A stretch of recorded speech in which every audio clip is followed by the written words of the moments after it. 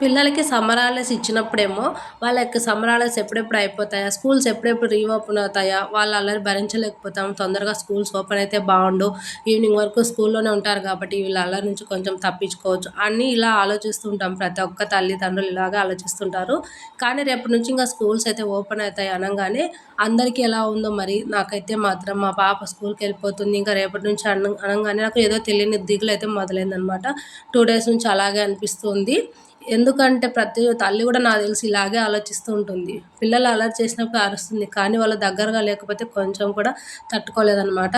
అందులోని ఇంకా పొద్దున్నే వెళ్ళి సాయంత్రం వరకు స్కూల్లోనే ఉంటారు. వాళ్ళు ఎలా ఉంటారో ఏమో, అక్కడ ఎవరైనా ఏమన్నా అంటున్నారో ఏమో, పిల్లలు ఏమన్నా కొడుతున్నారో ఏమో, సరిగ్గా తింటున్నారో లేదో, ఇలా ప్రతీది ఆలోచిస్తూనే ఉంటుంది డే మొత్తము. ఎక్కడ కూడా రెస్ట్ అనేది ఏమి ఉండదు. మైండ్ అంతా కూడా వాళ్ళ గురించే దిగులుగా ఉంటుందనమాట. వాళ్ళు ఇంటికి వచ్చేంత వరకు ఇలాగే ఉంటుంది మనసంతా కూడా. నాకు తెలిసి ప్రతి ఒక్క తల్లి కూడా ఇలాగే ఆలోచిస్తూ ఉంటుంది. మరి మీలో ఎంతమంది రిలేటబులో దీనికి నాకు కామెంట్ అయితే చేయండి. అందులోని ఇంకా మా పాప స్కూల్ అయితే చేంజ్ చేసామన్నమాట.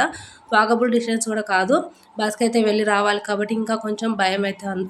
ఇంకా రేపు వెళ్ళి మేము బుక్స్ అయితే తీసుకురావాలి పాపకి. ఎల్లుండి నుంచి స్కూల్స్ అయితే స్టార్ట్ అయిపోతాయి అన్నమాట.